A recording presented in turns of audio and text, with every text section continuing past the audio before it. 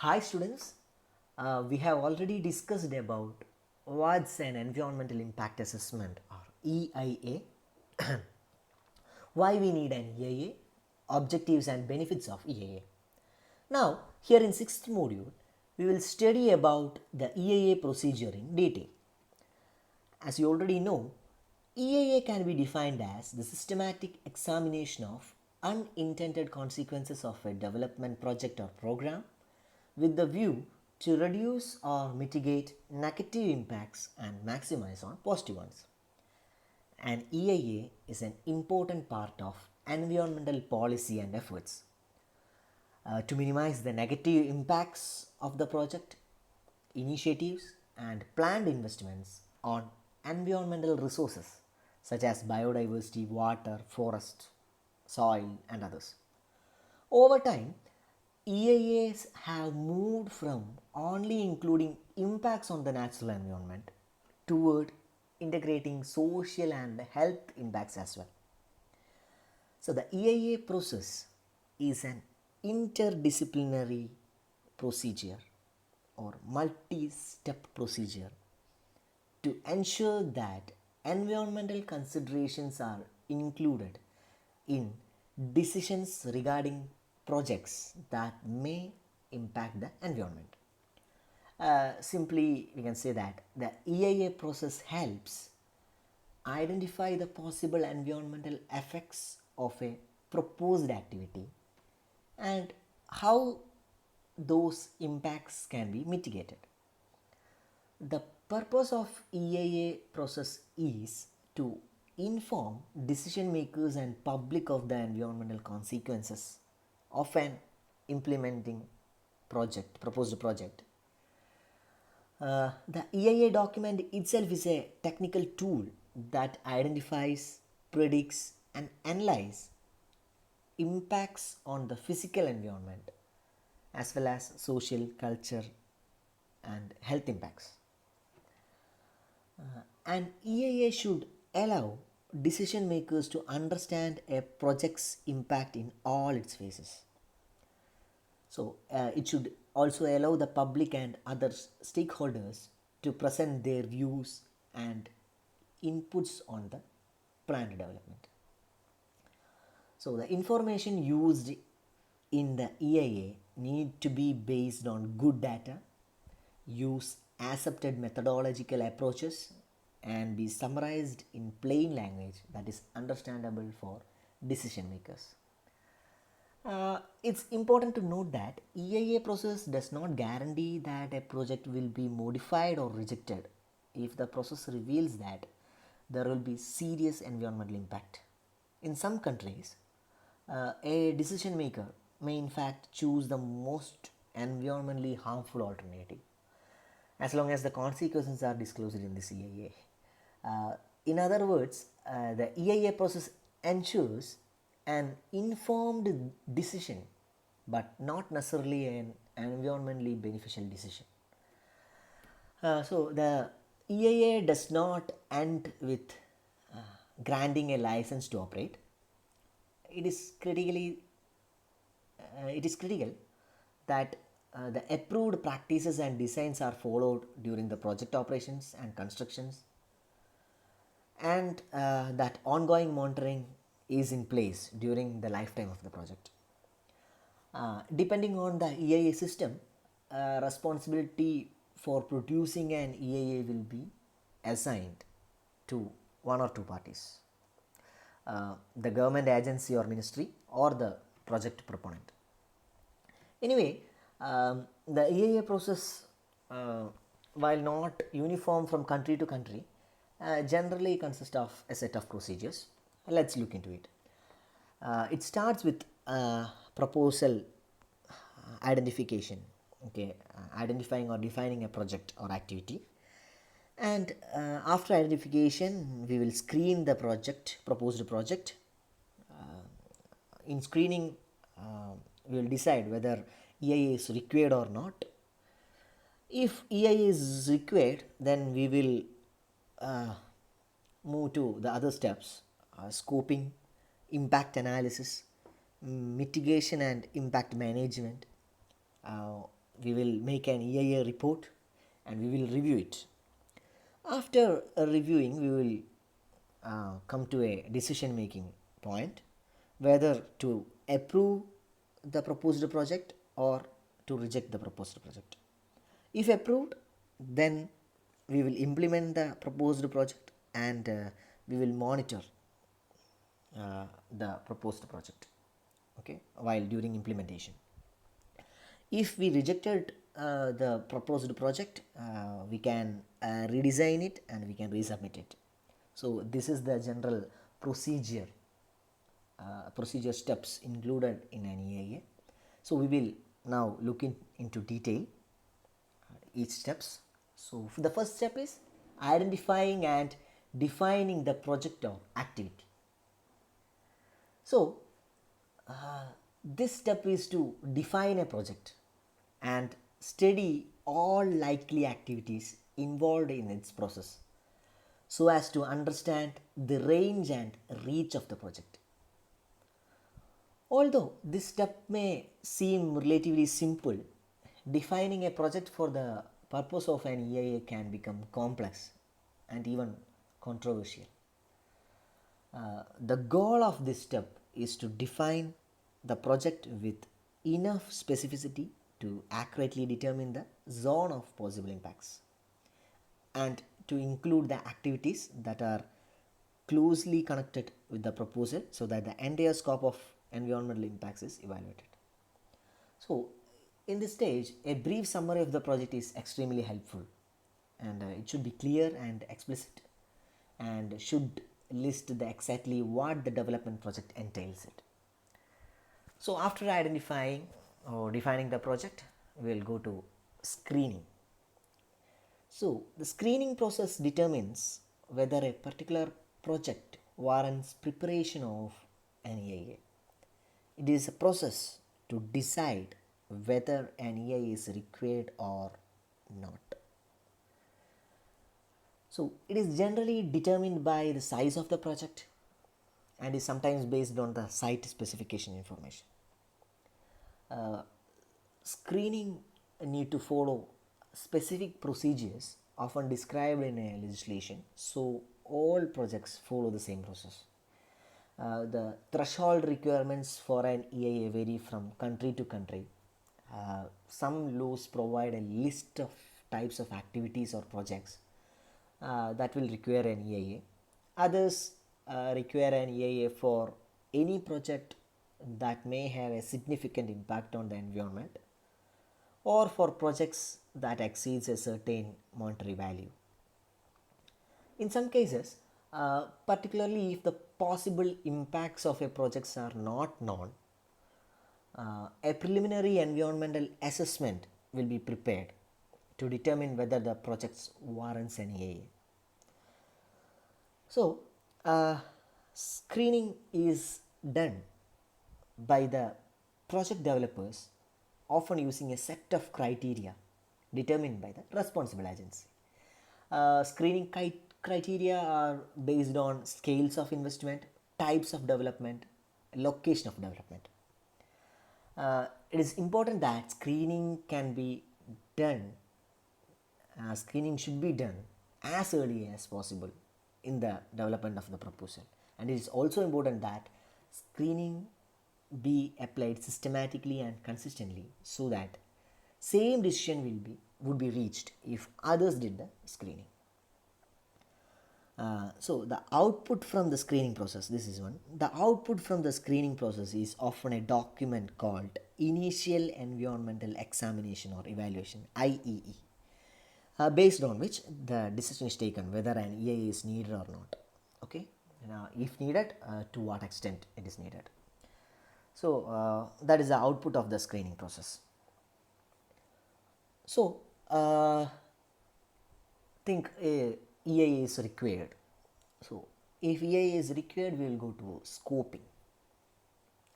Scoping is the procedure of identifying the key environmental issues and is possibly the most important step in an EIA. Scoping means the scope or range of an EIA report. It undertakes the project's effect on air, water, soil, noise level, air control, and physical impact. It identifies issues and concerns, decides the assessment methods, identifies affected parties, and invites public participation for agreement on debatable issues. So, scoping may also reveal similar or connected activities that may be occurring in the vicinity of a project, or identify problems that need to be mitigated or that may cause the project to be cancelled. So, it is possible to bring changes in the project in the early stages of the cycle of the project, and it ensures the study of all possible important issues in scoping process. Okay. One can cancel or drastically revise the project if major environmental problems are identified. In scoping, the results determine the scope, depth, and terms of reference to be addressed within an environmental impact statement, EIS. That is the output of an EIA process. Scoping is critical as it steps up the boundaries of EIA, including the project area, what to include in the EIA, and how to put EIA together, guided by the terms of reference. So, terms of reference serves as a roadmap for EIA preparation, and should ideally encompasses the issues and impacts that have been identified during the scoping process. Generally, the terms of reference will include description of a project, list of agencies or ministries responsible for overseeing the EIA process and making decision, geographic areas to be studied, so-called impact zone, EIA requirements in applicable laws or regulations, impacts and issues to be studied, provisions for public involvement, key stakeholders, and budgets for the EIA. These all will comes under terms of reference. Okay. So in scoping, the following techniques are used: checklist technique, matrix technique, network technique, and overlay techniques. We will discuss it in detail in upcoming stages. Okay. So after scoping, we will go to impact analysis or impact prediction. Impact prediction is a way of mapping the environmental consequences of the significant aspects of the project and its alternatives. A detailed assessment of the planned project and selected alternatives compared to the baseline conditions is performed during impact analysis. What do you mean by a baseline study? A baseline study is the study of the original status of the environment in the area before the development work of the project is started. This study serves the purpose of a base reference against which the changes due to the implementation of the projects are measured. So these baseline studies are based on the experience with respect to environmental aspects and cover everything important about the environmental impacts of the project.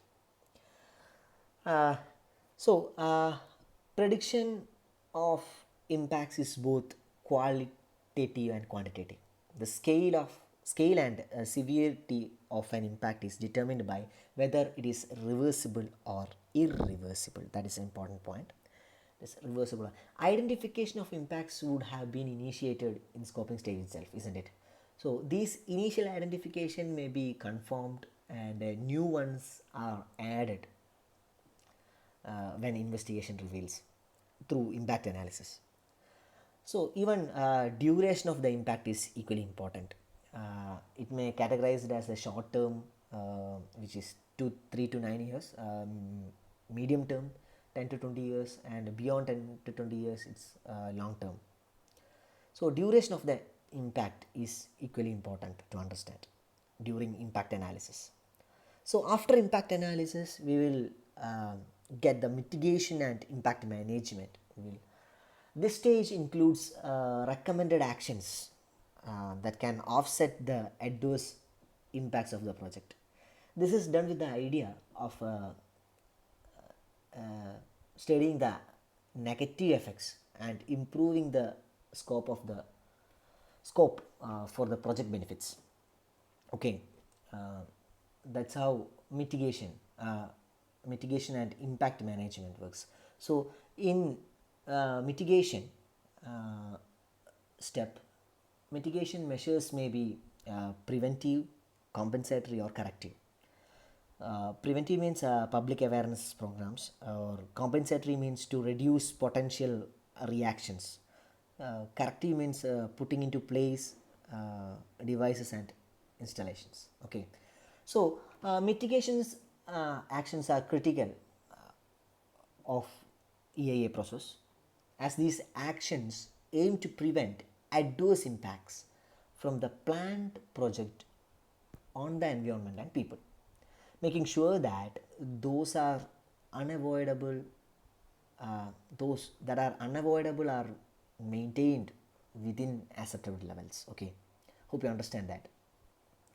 So at this step, the focus is on incorporating mitigation measures into the project design, as well as on providing guidance for the monitoring of the impacts during the whole duration of the project. Okay, the impact management is a series of plans and protocols that are a part of EIA process to manage and monitor identified mitigation measures and other risks such as technology failures and natural disasters that may occur over the project lifetime. So after impact analysis, we will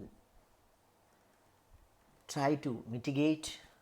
So we will recommend some actions to offset the adverse impacts of the project. We will try to manage the impact. That is the step. So after mitigation and impact management, we will go to EIA report. The next step is EIA report.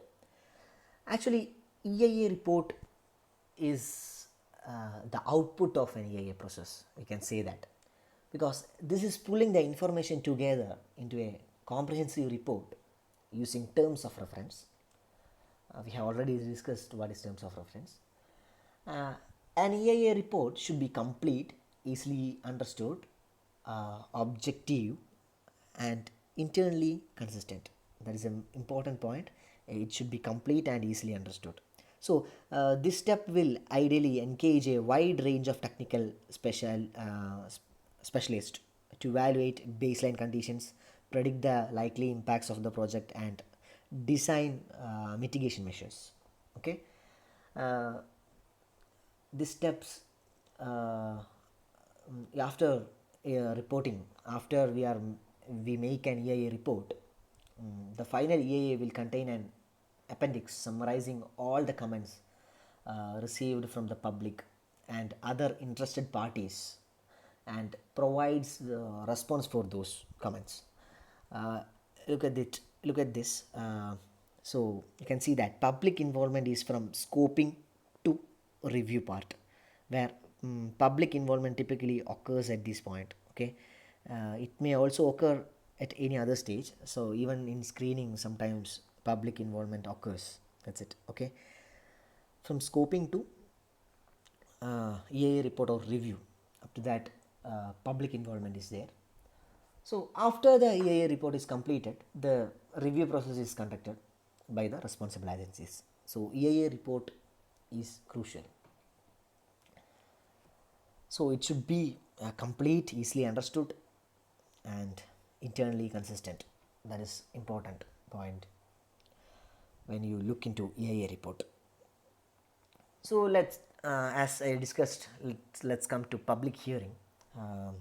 Best EIA practice involves and engages the public at numerous points. As I mentioned, from numerous points, publics are involved. So, public participation may consist of informational meetings, public hearings, and opportunities to provide written comments about a proposed project. Um, After the completion of a EIA report, the laws requires that the public must be informed and consulted on a proposed development after the completion of an EIA report. So anyone likely to be affected by the proposed project is entitled to have a access to executive summary of this EIA. That is about public hearing. And after uh, EIA report and public hearing, we will go to review. Once the final report is prepared, it may be reviewed based on the comments and inputs of the stakeholders. And we will make the decision according to the review. We will decide whether to approve the proposed project or to reject the proposed project. If rejected, we can resubmit it by redesigning, considering the other factors and all. And if in review, after review, the decision making is accepted, the project is accepted, we will monitor the project implementation and operation. We will monitor even after project implementation. Eventually an audit of the project after its completion will be done. So this is the total procedure of an EIA procedure. And you know that an EIA involves predictions, and thus uncertainty is an integral part. There are two types of uncertainty actually. One is associated with the process, and the other is associated with the predictions. Okay. The uncertainties associated with the prediction is important at the data collection stage. Okay. And the final certainty will be only resolved once implementation is commenced. This type of uncertainty associated with the prediction can be reduced by more researchers. Okay. And as one associated with the process is related to decision making elements of EIA process, and this final uncertainty will be determined by post evaluation. And these type of uncertainties can be improved by coordination. Okay. That's about uncertainties in EIA. So hope you all understand what are the different steps or the whole EIA procedure. Environmental impact assessment is much more than a means to obtaining an environmental operating license. Understand that it aims to minimize environmental and social impacts, and if done properly, can even enhance sustainability development in the area where large scale infrastructure projects are being implemented. Hope you all understand what is an EIA and how to do an EIA, what are the different steps in EIA. So we will look into impact analysis and its types in next session. Thank you.